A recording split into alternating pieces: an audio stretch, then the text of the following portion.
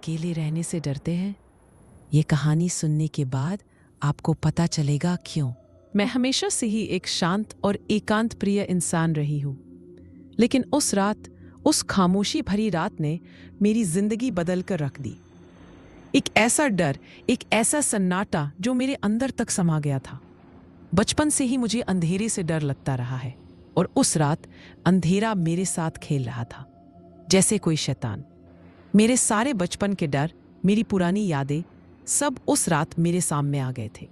मैं खुद को बचाने की कोशिश कर रही थी, लेकिन डर मुझे जकड़े हुए था। मुझे कुछ ऐसा हुआ था जिसने मेरी नींदें उड़ा दी थी। सुनो, ये बात किसी को मत बताना। ये मेरे साथ हुआ उस रात। एक ठंडी घुटन भरी रात। हवा में एक अजीब सी महक थी, जैसे पुरानी धूल और सड़ी हुई पत्तियों की। घर सन्नाटा छाया हुआ था। सिर्फ मेरी सांसों की आवाज़ सुनाई दे रही थी। एक खालीपन था जो मेरे अंदर तक घुस गया था। दिल धड़क रहा था, जैसे किसी पिंजरे में बंद चिड़िया की तरह। मैं सो नहीं पा रही थी। आंखें खुली थी, अंधेरे से लड़ रही थी। खिड़की से चांद की धुंधली रोशनी आ रही थी, कमरे में लंबी लंबी परछाई बना रही थी। उस रात मुझे नींद नहीं आई, बस घड़ी की टिक टिक और अपनी धड़कनें ही सुनाई दे रही थी। मैंने आंखें बंद की, पर अंधेरा मेरे दिमाग में घूम रहा था, जैसे कोई भूत। अचानक मुझे एक आवाज़ सुनाई दी, बहुत धीमी, बहुत करीब से। एक फुसफुसाहट, जैसी कोई मेरे कान में कुछ कह रहा हो। मैंने कान बंद कर लिए, लेकिन आवाज़ और भी तेज़ हो गई। ये एक खर्राटा जैसी आवाज़ थी, पर बहुत ही डरावनी। मेरे बाल खड़े हो गए थे। एक ठंडी हवा मेरे चेहरे पर चली, जैसे कोई मेरे पास से गुजरा हो। मैंने अपनी सांसें रोक ली, अपने दिल की धड़कन को सुनने की कोशिश की। डर मुझे जकड़ रहा था, जैसे कोई अदृश्य हाथ मेरे गले पर असा हुआ हो। मैंने अपने हाथों को अपने चेहरे पर रखा, अपनी आंखों को ढंक लिया, पर आवाज़ बंद नहीं हो रही थी। ये अब साफ सुनाई दे रही थी। एक महिला की आवाज़, बहुत ही दर्द भरी। यह कह रही थी, छोड़ दो मुझे, छोड़ दो। मेरा शरीर कांपने लगा था, मेरे दांत आपस में टकरा रहे थे। मैं बिस्तर पर बैठी, डर से पागल हो रही थी। मैंने अपनी आंखें खोली। कमरा अंधेरा था, पर मुझे कुछ दिखाई दे रहा था। एक परछाई बिस्तर के कोने में धीरे धीरे हिल रही थी। ये एक महिला की परछाई थी, बहुत ही पतली और लंबी। उसकी आंखें नहीं दिख रही थीं, पर मुझे लग रहा था कि वह मुझे देख रही है। मेरी सांसें रुक गई थी, मेरा शरीर जम गया था। वह धीरे धीरे मेरे पास आ रही थी। उसकी परछाई मेरे ऊपर छा रही थी। मैं चीख नहीं पा रही थी, मेरी आवाज़ गले में अटक गई थी।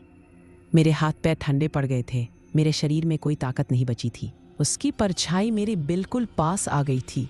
उसकी ठंडी सांसें मेरे चेहरे पर लग रही थी। मुझे लगा जैसे कोई मेरे बालों को छू रहा है, बहुत धीरे धीरे। मैंने अपनी आंखें बंद कर ली और जोर से प्रार्थना करने लगी, पर आवाज़ बंद नहीं हो रही थी। छोड़ दो मुझे, छोड़ दो। आवाज़ अब मेरे दिमाग में गूंज रही थी। मैंने अपनी आंखें खोली, पर अब परछाई गायब हो गई थी। कमरा फिर से अंधेरा था, सिर्फ चांद की धुंधली रोशनी आ रही थी। लेकिन मुझे पता था कि वह अभी भी यहाँ है। मैं उठकर खिड़की के पास गई, बाहर देखा। चांद साफ दिखाई दे रहा था, आसमान साफ था, कोई भी नहीं था, कोई आवाज़ नहीं, कोई परछाई नहीं। लेकिन मुझे डर लग रहा था, एक अजीब सा डर जो मेरे अंदर तक समा गया था। मैं घर में घूमती रही, हर कोने में देखती रही, लेकिन कुछ नहीं मिला। फिर मुझे याद आया मेरी दादी की बातें, जिनके बारे में मैंने कभी गौर नहीं किया था।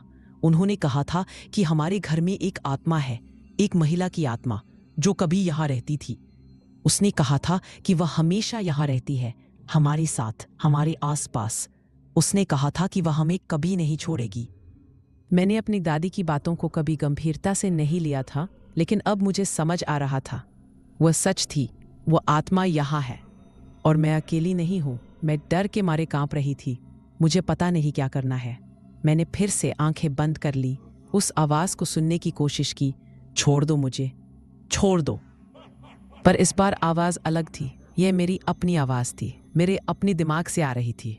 मैं खुद को छोड़ना चाहती थी, इस डर से, इस अकेलेपन से। मैं खुद को इस खामोशी से छुड़ाना चाहती थी जो मुझे अंदर से खा रही थी। ये मेरा अपना डर था, मेरी अपनी परछाई जो मुझे सता रही थी। मैंने समझ लिया था कि यह कोई भूत नहीं था, ये मेरा अपना मन था जो मुझे डरा रहा था।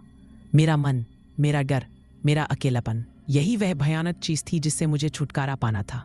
ये सब मेरे ही अंदर था और इसी से मुझे बाहर निकलना था। ये एक मनोवैज्ञानिक आतंक था, एक ऐसा डर जो मेरे ही दिमाग की उपज था। अब मैं ठीक हूँ, या कम से कम मैं ठीक होने की कोशिश कर रही हूँ।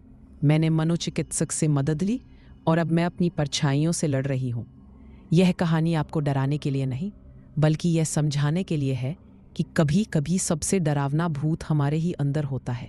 हमारे डर, हमारे अकेलेपन, हमारे ख्यालों का भूत। तो अगर आपको भी ऐसा कभी लगे तो डरो मत, मदद लीजिए, क्योंकि अंधेरे से लड़ना आसान है जब आपके पास रोशनी हो। याद रखें, खामोशी सबसे डरावनी चीज नहीं।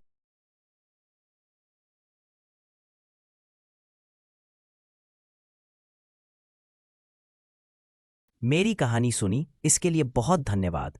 अगर आपको अच्छी लगी हो या कुछ अलग महसूस हुआ हो तो कृपया लाइक करें, कमेंट करें, चाहे अच्छा लगे या बुरा, आपकी राय बहुत मायने रखती है, और शेयर जरूर करें।